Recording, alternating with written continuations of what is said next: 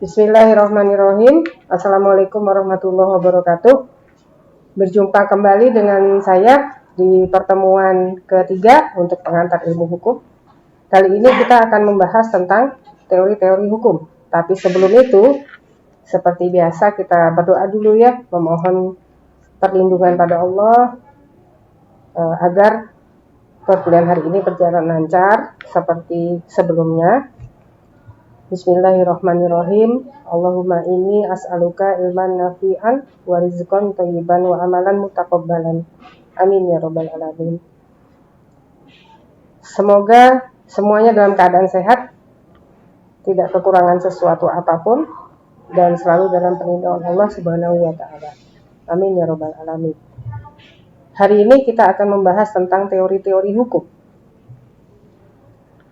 Teori-teori hukum ini sangat penting untuk dipelajari, meskipun dipelajarinya di semester 1, tapi nanti ketika sudah memasuki semester 9 dan sudah mulai untuk menulis skripsi, teori hukum ini akan dipakai di skripsi di bab 4 untuk menganalisa hasil penelitian. Nah, maka pada pertemuan hari ini diharapkan mahasiswa sudah menguasai teori-teori hukum sehingga nanti ketika memasuki masa penulisan skripsi tidak lagi mengalami kesulitan untuk memilih teori hukum mana yang akan digunakan sebagai pisau analisis di bab 4 skripsi. Nah, teori hukum ini ada beberapa. Kita lihat dulu. Ini manusia, masyarakat, dan hukum ya. Kita lewatkan dulu, ini nanti kita bahas di forum. Teori-teori hukum ini ada dari Cicero. Sebetulnya bukan teori hukum ya, tapi ada Guillaume dalam hukum, ubi societas ibi ius. Di mana ada masyarakat, di situ ada hukum. Saya rasa ini sangat mudah untuk dimengerti. Ada masyarakat, ada hukum. Maka di sini dari Cicero kita bisa melihat bahwa hukum itu memang selalu tertinggal dari perkembangan masyarakat. Hukum tidak mampu untuk menyamai perkembangan masyarakat. Menyamai saja tidak mampu, apalagi untuk mendahului. Ada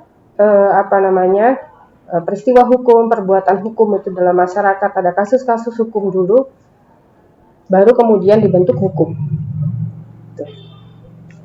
Contohnya misalnya, kalau kita lihat di KUHP, tidak ada satupun pasal dalam KUHP yang mengatur tentang kejahatan cyber ya. Cybercrime itu tidak ada sama sekali.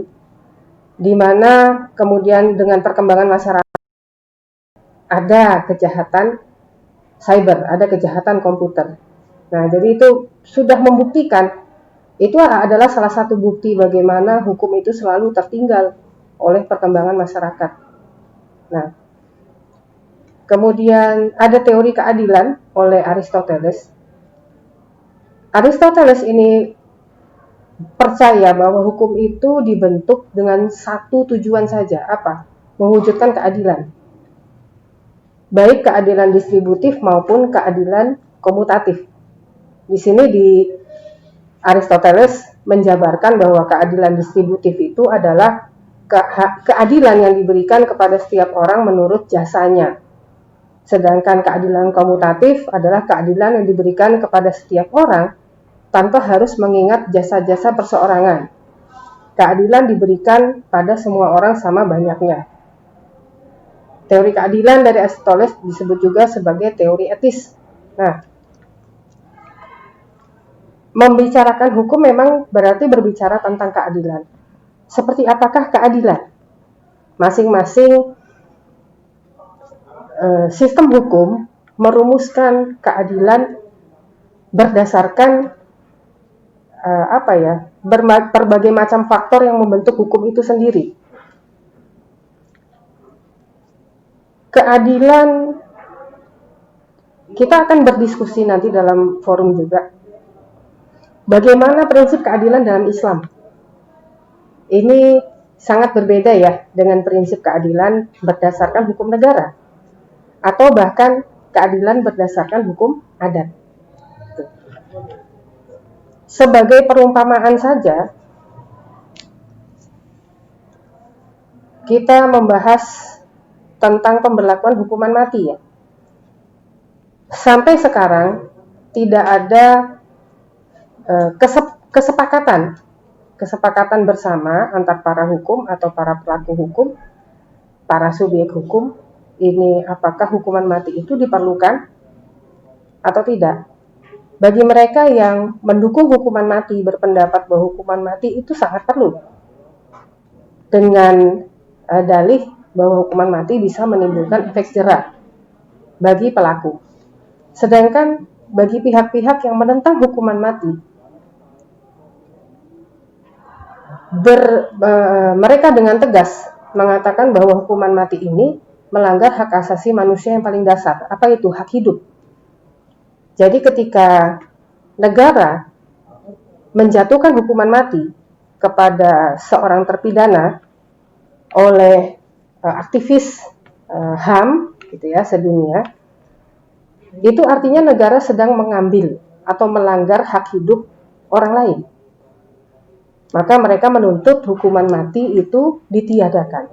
Nah, beberapa negara sudah menghapus pemberlakuan hukuman mati dari hukum pidana mereka. Bagaimana dengan Indonesia? Sudah, mohon dikoreksi nanti, ini juga termasuk pembahasan kita dalam forum. Kalau saya tidak keliru, sudah 2 kali ini uji material ke Mahkamah Konstitusi tentang penghapusan pemberlakuan hukuman mati di Indonesia. Dan sampai saat ini Mahkamah Konstitusi tidak mengabulkan permohonan uji materi di mana hukuman mati akan dihapus gitu ya. Permohonannya adalah hukuman mati ditiadakan. Bagaimana dengan hukum Islam? Nah, kita tahu bahwa dalam Al-Quran itu Allah sudah mengatur memang ada hukuman mati, ya, ada hukuman mati untuk tindak kejahatan tertentu. Nah, kita akan bahas dalam forum juga itu bagaimana Islam mengatur keadilan, ya, apakah adil seorang pembunuh misalnya kemudian hanya dihukum penjara. Bagaimana keadilan bagi keluarga korban?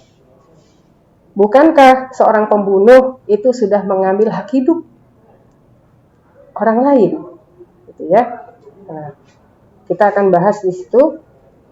Kemudian ada teori pengayoman hukum, teori kepastian hukum, bahwa hukum itu dibentuk dengan tujuan untuk memberikan kepastian,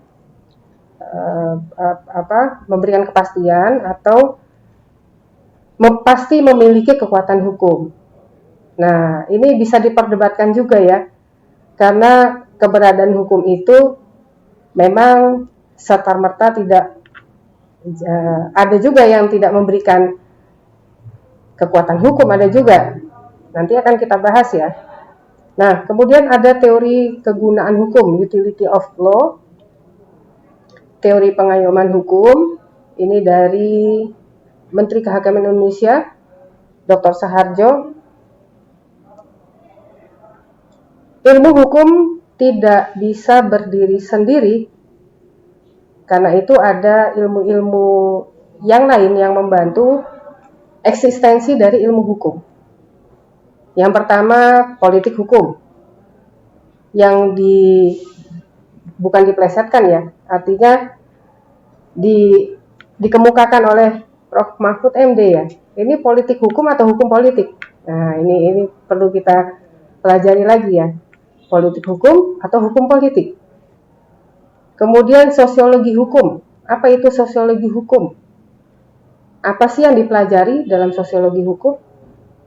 Berkenaan dengan sosiologi hukum, nanti akan saya share sebuah buku yang penulisnya Dr. Foky Fuad, ini tentang etnografi hukum. Nah, ini nanti mudah-mudahan bisa terjawab apa itu sosiologi hukum, karena sangat berkaitan erat dengan etnografi hukum. Apa itu etnografi hukum? Kalau dijelaskan di sini terlalu panjang. Nah, lagi pula sudah ada bukunya, gitu ya. Nanti mahasiswa bisa mempelajarinya dari buku tersebut, dan sebagai pengantarnya nanti bisa dibuka link YouTube-nya yang dibuat oleh Constitutionalist TV, yang narasumbernya adalah Dr. Foky Fuad, ya. Antropologi hukum ada juga dalam link video YouTube tersebut. Ilmu filsafat hukum ini nanti dipelajari oleh mahasiswa di semester 5. Setelah itu, ya, baik. Di pertemuan yang selanjutnya, kita akan membahas tentang sistem hukum, ya. Pertemuan keempat tentang sistem hukum. Ini sangat menarik karena berbagai negara menggunakan sistem hukum yang berbeda.